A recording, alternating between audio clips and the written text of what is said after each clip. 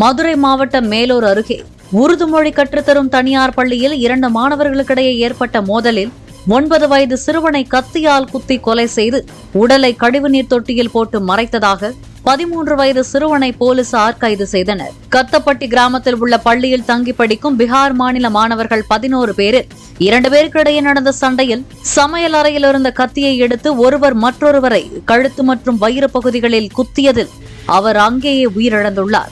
உடலையும் கழிவுநீர் தொட்டியில் போட்டு மறைத்த நிலையில் மாணவர் காணவில்லை என பள்ளி நிர்வாகம் மேலூர் காவல் நிலையத்திற்கு தகவல் அளித்ததை அடுத்து விசாரணையில் உண்மை தெரியவந்ததாக போலீசார் தெரிவித்தனர்.